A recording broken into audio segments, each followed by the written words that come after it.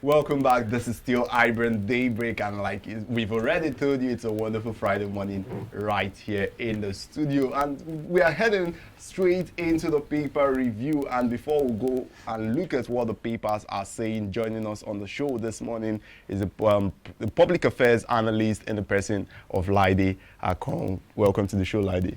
Good morning. Good morning. How are you? Fine, thank you.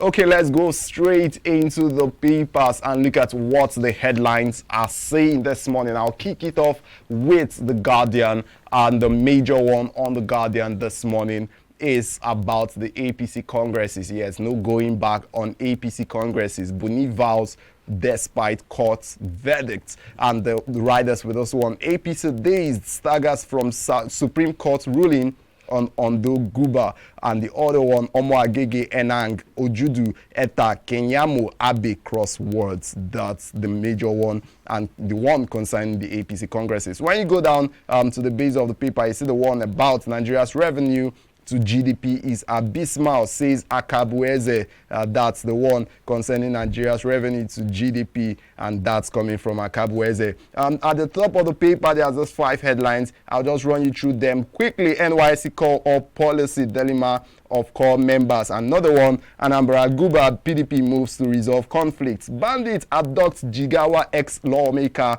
free Kaduna chief. More of that one you can find on page 5 of the paper. Court orders DSS to produce detained Igbo host aides on August the 2nd. And the final one here, U.S. authorities alleges Abba Kyari connived with hush puppy.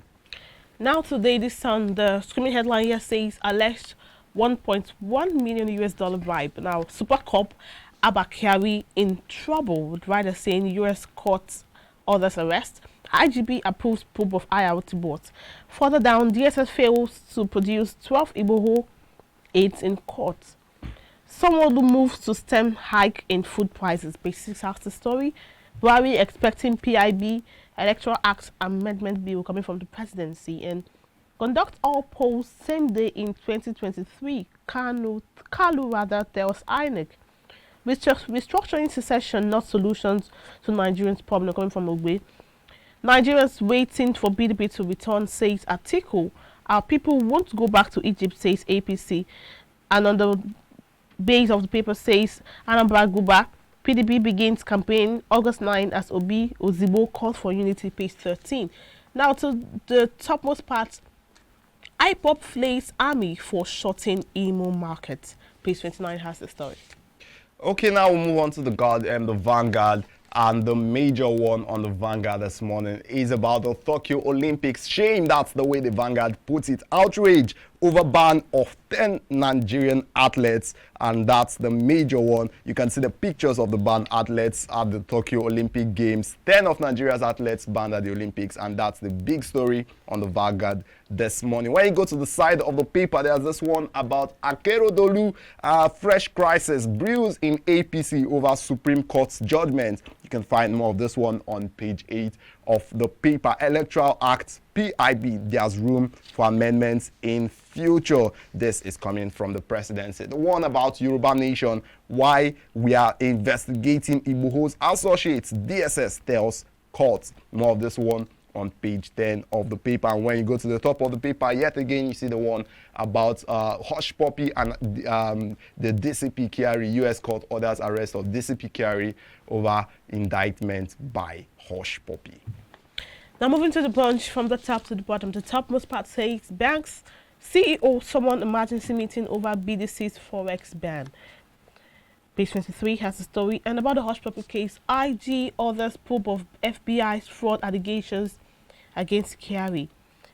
FBI links Super Cup with detained fraudster DCP wanted in US. Page 7. Defense Minister blames monarch's clerics for insecurity, says troops compromised. Imo's regime of bloodshed, mindless killings by troops leave parents, widows, children in agony. Page 16 and 17 has the story. And now the screaming headline says, governors hold emergency meeting today. APC chiefs differ, congresses to hold. Moving further down, Lagos donate agri-tools, imputes to 3,000 women and youths. Admits some of the stories on the Punch though, but I'd just like to pick one again, then I'll stop there. Lawyers kick has been a Benin Republic plots Igboho's deportation to Nigeria. Page 7 has the story. And back to you, Laide. Now, this one is one of the screaming headlines. Is this a screaming headline on the Daily Sun, and one of the sub-headlines on other papers talks about the Abakari being in trouble, wanted by the orders arrest. The U.S. court orders the arrest of the IGP linked to the 1.1 million naira and dollar alleged bribe. Okay. So I like, if you are according to Nigerians on social media, it's seeming like a slap. I know Nigerians really do not trust the police already. So this coming up, it's like it's like agreeing to the fact that Nigerians mistrust the police. And anyway, the way I will look at it is this: the moment the story broke, and I think I read the 64-page document by the FBI, and what first struck me was the motto of the secondary school I attended, which says, "Freedom is self-discipline," meaning that if you have self-discipline, you always stay out of trouble, you know. And if you stay out of trouble, you are free. You have got freedom. So on the part of Abakari, for someone of his status, he lacks self-discipline. One, for a policeman to start with, before we even go into all these allegations and stuff, is too much on social media. You know, it's somebody who seeks attention too much. Not even the PRO of the police is much on social media as he is.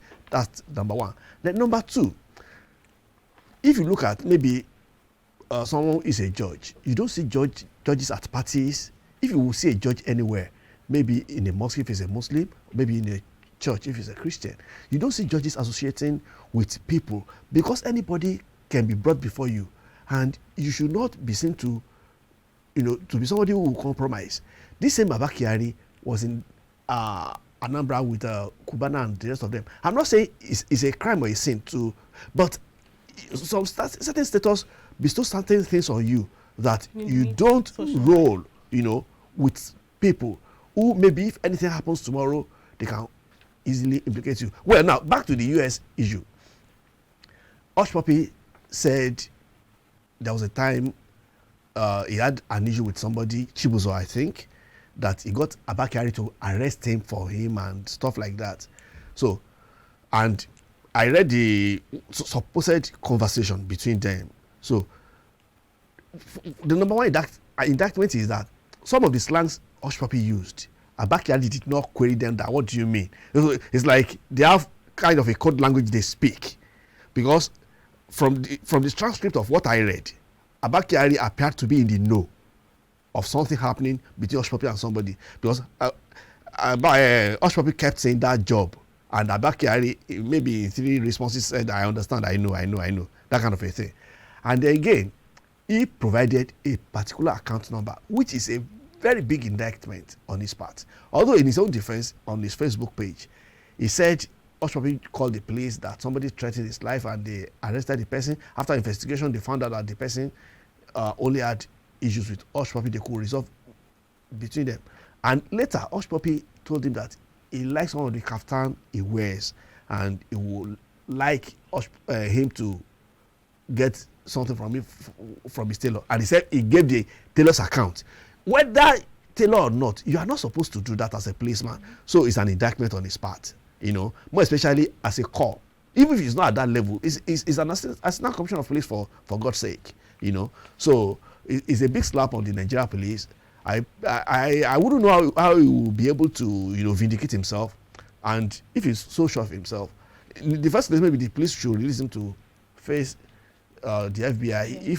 If he's free, even if the FBI will come and interrogate him in Nigeria, they should at least let FBI handle it. Even if they won't take him out of Nigeria, let FBI talk to him, grill him in Nigeria here, investigate him in Nigeria here. If you know, and Nigeria police should provide maximum cooperation. That is what will reassure Nigerians, you know, about the police. And I think this should serve as a lesson to the police force entirely. No policeman should be allowed, more especially to appear on social media anyhow. You know, if you're a policeman or any security personnel, you are going to be on social media, don't come as Captain Ladiakon, come as Ladiakon, you know, or Commissioner, you know, and don't come in your uniform so that you are a private citizen on social media. It's a big embarrassment to the Nigeria police and Nigeria as a nation. So, and I'm terribly disappointed in it. It doesn't have self-discipline on this part. Big disappointment to the Nigerian police, Laide says. Laide, it's been a pleasure having you do this with us. Hopefully we'll have you in the studio yet again as we take a look at the major stories on the dailies. Okay, no problem. Thank you, Laide. Okay, now we'll be going on a very short break, and when we return, we'll go into the main discourse for the day. Ensure you don't go anywhere because you don't want to miss what's coming next.